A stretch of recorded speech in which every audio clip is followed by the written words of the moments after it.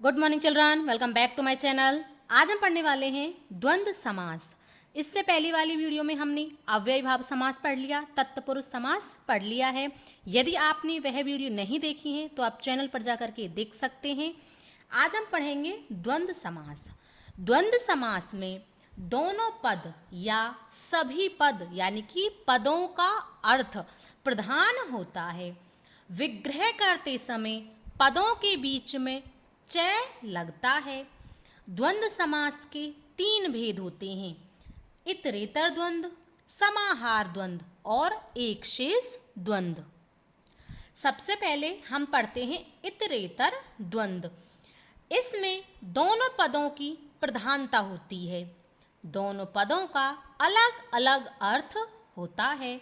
समस्त पद बनने पर द्विवचन बन जाता है। यदि दो से अधिक पद हो तो समस्त पद बनने पर बहुवचन बनता है। समस्त पद का लिंग अंतिम पद के अनुसार होता है। अब हम इसके कुछ उदाहरण देखते हैं। जैसे राम कृष्णौ, इसका समास विग्रह होगा रामः च कृष्णः च। ये पुल्लिंग शब्द है, इसीलिए यहाँ पर द्विवचन में होगा राम कृष्णौ। सीता रामौ, सीता स्त्रीलिंग शब्द है, परंतु समस्त पद का लिंग अंतिम पद के अनुसार होता है और अंतिम पद क्या है? पुल्लिंग है, तो यहाँ पर द्विवचन पुल्लिंग में है। सीता च रामः च। धर्म अर्थ काम मोक्षः, यह बहुवचन में है। धर्मश्च अर्थश्च कामश्च मोक्षस्य, यह इसका समास विग्रह होगा। पुण्य पापे, पुण्यम च पापम च। पापे यह शब्द है आपका नपुंसकलिंग का, इसीलिए नपुंसकलिंग में द्विवचन में शब्द होता है पापे। पुत्र कन्ये, इसका समास विग्रह होगा पुत्रः च कन्या च। अब हम पढ़ते हैं समाहार द्वंद्व। एक ही प्रकार के अनेक शब्द मिलकर समूह यानी कि समाहार का अर्थ होता है समूह का रूप धारण करते हैं। समस्त पद सदा एक वचन और नपुंसक लिंग में रहता है। अब हम इसके भी कुछ उदाहरण देखते हैं।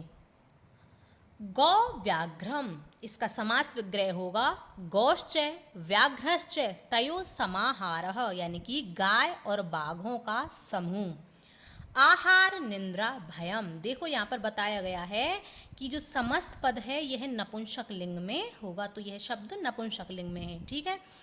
आहारश्च निद्रा च भयम इति एतेषां समाहारः। पाणि पादम, इसका समास विग्रह होगा पाणि च पादौ च तेषां समाहारः, यानी कि पाणि पादौ हाथ और पैरों का समूह। छत्रो उपनहन, छत्रम च उपानहौ च तेषां समाहारः। अहि नकुलश्च है, अहि च नकुलश्च तयो समाहारः, यानी कि नकुल यानी कि नेवला, अहि यानी कि सर्प, सर्प और नेवले का समूह। अहोरात्रम, अहश्च रात्रिश्च तयो समाहारः, दिन और रात्रि का समूह। काको लूकम, काकश्च उल्लूकश्च तयो समाहारः, यानी कि कौवे और उल्लू का समूह। अब देखो एक शेष द्वंद्व, दो या दो से अधिक पदों में समास होने पर केवल एक ही पद शेष रहता है। अब हम इसके भी कुछ उदाहरण देखते हैं। जैसे पुत्री च पुत्रश्च, इसका समस्त पद बनेगा पुत्रौ, यानी कि पुत्र और पुत्री। माता च पिता च, अब माता पिता को हम एक शब्द में कहेंगे पितरौ। बालकश्च बालश्च, यानी कि बालकौ, दो बालकों को हम बोलेंगे बालकौ। हंसी च हंसश्च है, इसका सब समस्त पद होगा हंसौ। द्वंद्व समास हमने पढ़ लिया है। अगला समास है हमारा बहुब्रीहि समास। बहुब्रीहि समास में दोनों ही पद प्रधान न होकर अन्य पद प्रधान होता है, अर्थात समस्त पद में प्रयुक्त सभी शब्द मूल अर्थ खो देते हैं, उनके स्थान पर कोई अन्य अर्थ प्रकट होता है। विग्रह करते समय यस्य सह या यस्यः सः लगता है, यानी कि पुल्लिंग शब्दों में यस्य सह लगेगा और स्त्रीलिंग शब्दों में यस्या सह लगेगा। अब इसके भी हम कुछ उदाहरण देखते हैं। वीणा पाणी, इसका समास विग्रह होगा वीणा पाणौ यस्यः सः, यानी कि जिसके हाथ में वीणा है। इस शब्द का कोई अर्थ नहीं है, यानी कि यहाँ पर कोई तीसरा अर्थ निकल कर आ रहा है। तो किसके हाथ में वीणा होती है? सरस्वती। पीतांबरः, इसका समास विग्रह होगा पीतम अंबरम यस्य सः, यानी कि जिसके वस्त्र पीले हैं। किसके वस्त्र पीले हैं? विष्णु। पुल्लिंग शब्दों के लिए यस्य सः और स्त्रीलिंग शब्दों के लिए यस्या सा। चक्रपाणी, चक्रम पाणौ यस्य सः, यानी कि जिसके हाथ में चक्र हो, भगवान विष्णु।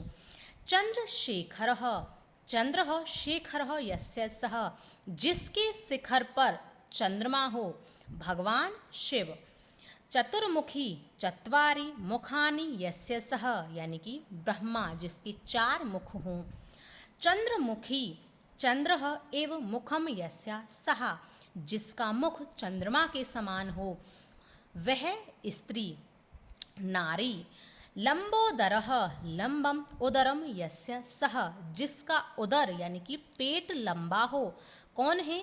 गणेश। यानी कि बहुब्रीहि समास में इन शब्दों का कोई अर्थ होता नहीं है, यहाँ पर कोई तीसरा ही अर्थ निकल कर आता है।